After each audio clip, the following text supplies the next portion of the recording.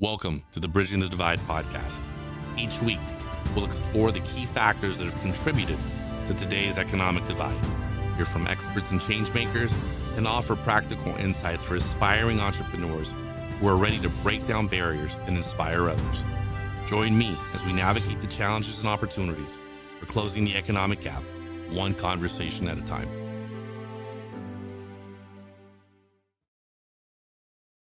Hello and welcome back to the Bridging the Divide podcast. I'm your host, Rolando Bonilla. Let me talk to you about something that may sound very common sense, very much something we do each and every day. The power of decision making and how it impacts your ability to actually build your business opportunity. Now, a lot of you are probably thinking already, okay, Rolando, like decision making. We make decisions every day, right? We make decisions about where we're going to eat, what we're going to wear, where we're going to go, what we're going to watch. Right? Decision making is very much ingrained to the human experience. And yet, when it's time to start a company, a small business, decision making tends to be very often the obstacle that many can't overcome. Whether that issue is decisions can't be made because the person doesn't feel they have enough knowledge on the subject matter, or the decision isn't made because the person, quite candidly, is just afraid. Or sometimes the decision is not made because the person doesn't realize that they are in the proverbial fork in the road and that a decision has to be made.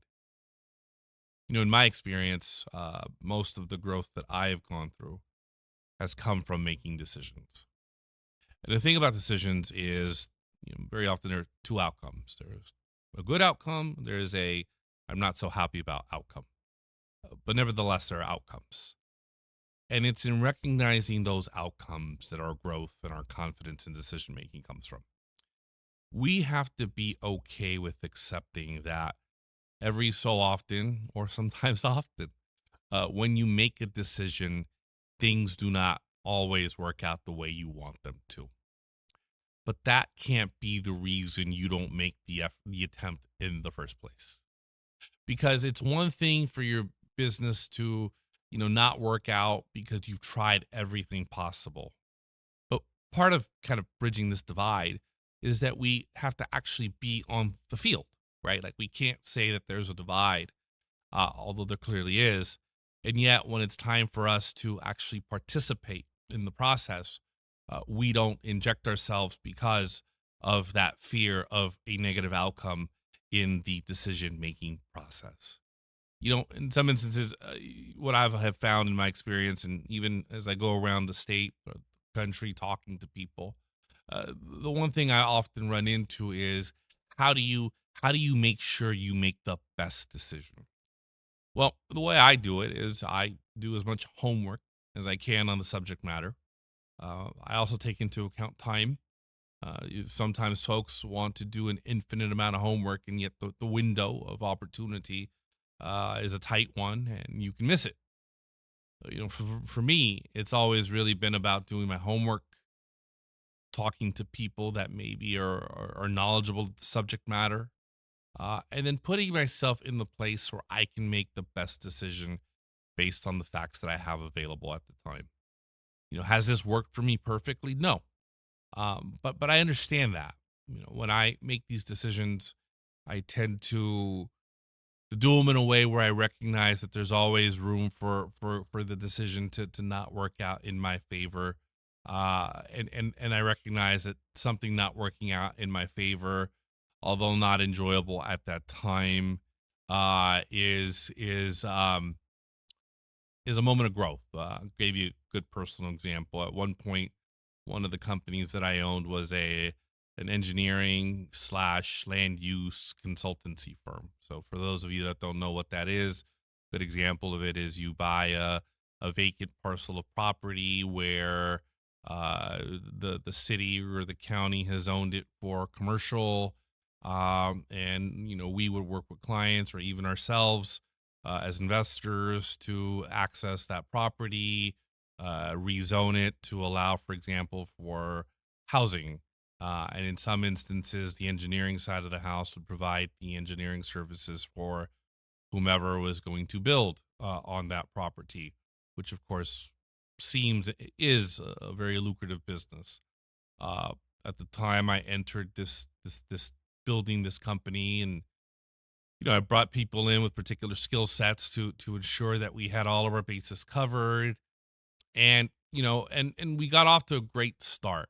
The company was able to get some clients. We were able to create a new market for ourselves, very competitive market for this type of work in the Silicon Valley, and it all looked like it was going well, right? So the initial decision was, do I enter this space of engineering land use that, candidly, I had some understanding of the land use given my political background, but has zero understanding of the engineering, which was a very heavy part of this process.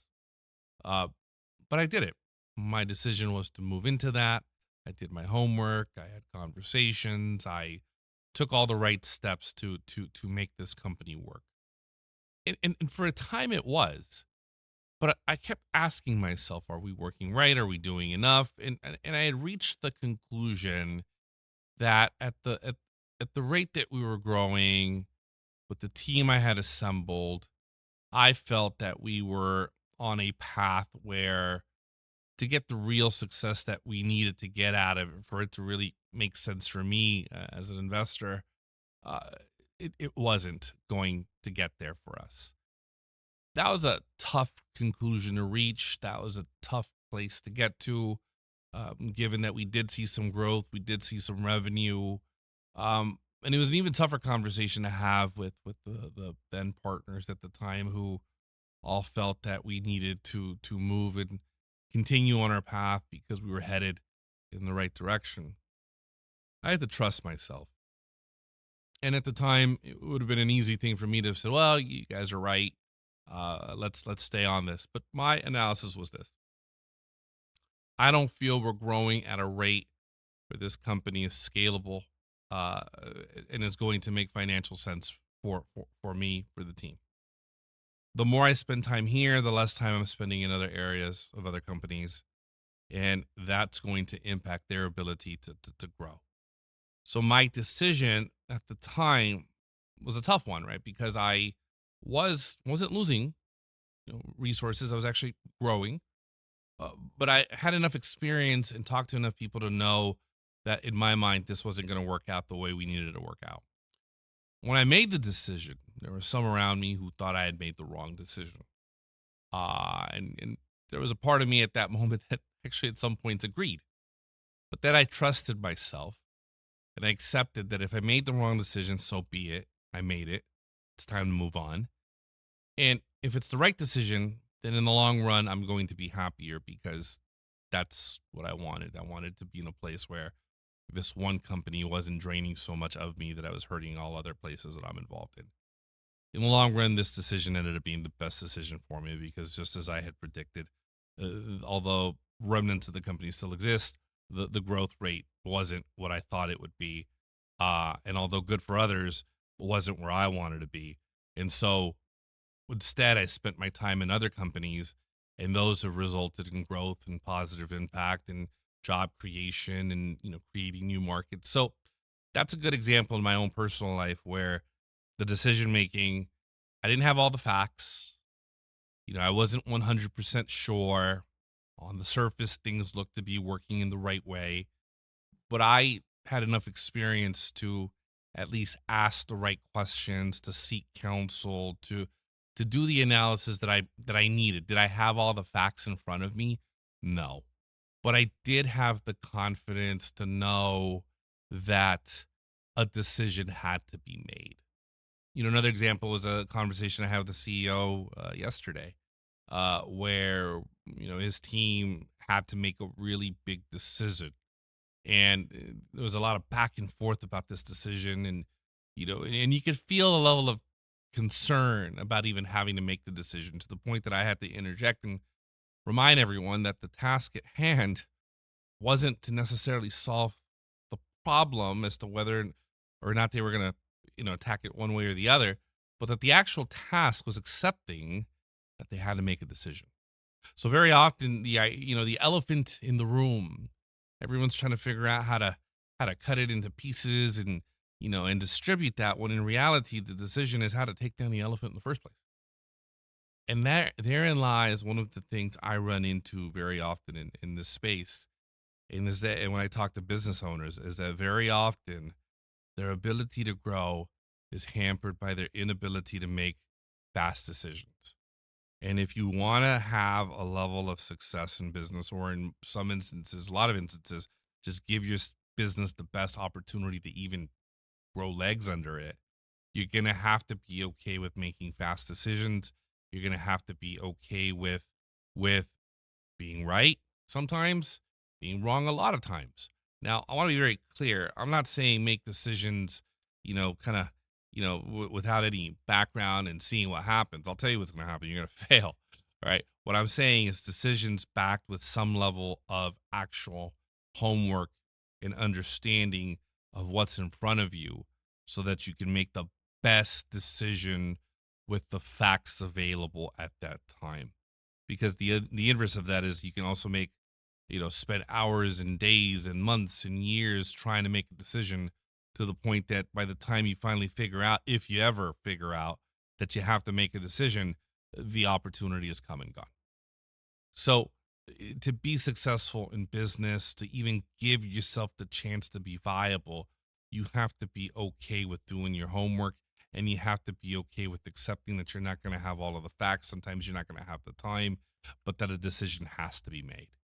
And that's the growth part, right? The more you do that, the more comfortable you are in that process, and the more likely actually of having success. One of the things I love about being in small businesses is that the decision making is fast.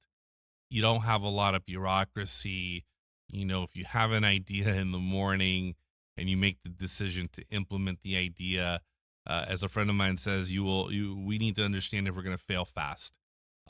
Because the more you accept that concept, the more you're also going to get better at making decisions with a fast turnaround, in order to put you on that path to having that success. So, decision making undoubtedly is one of these things where, if you're not comfortable with it, you better figure out how to get comfortable with it fast, because and make the decision to get comfortable with it, right?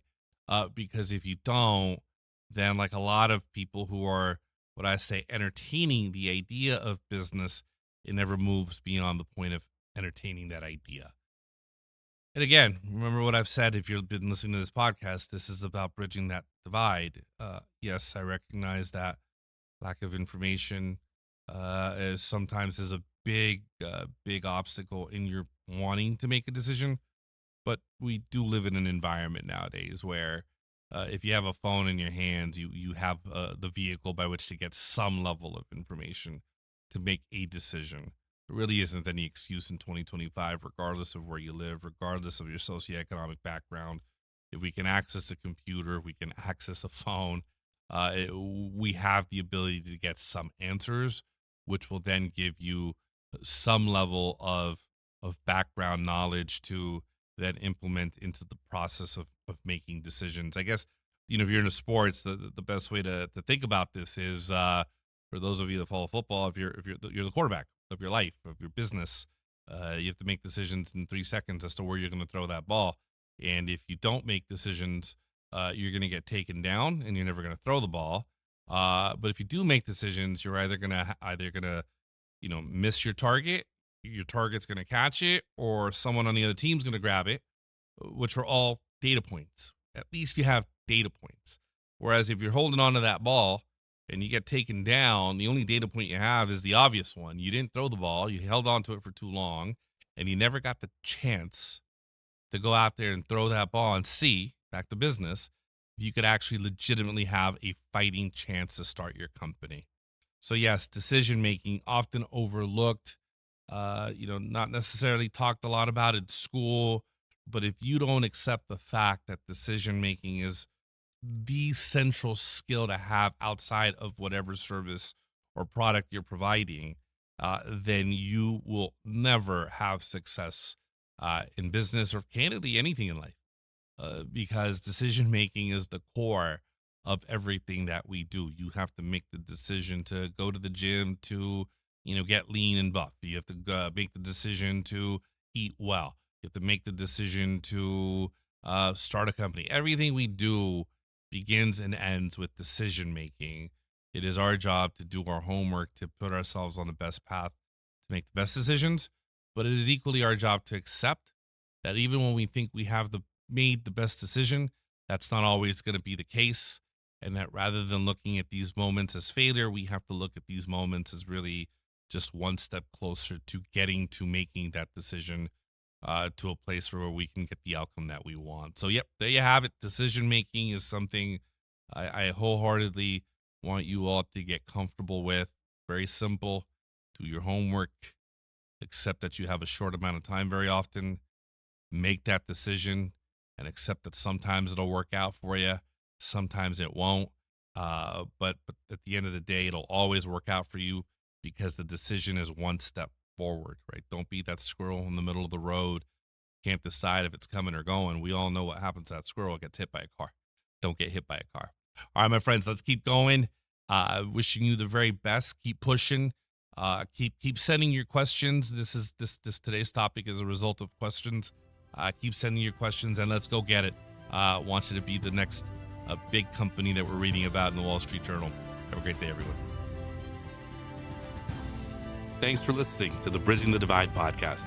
If you enjoyed today's episode, please leave a review, share with a friend, and give us a follow on all of our platforms. Special thanks to you for taking the time to listen today.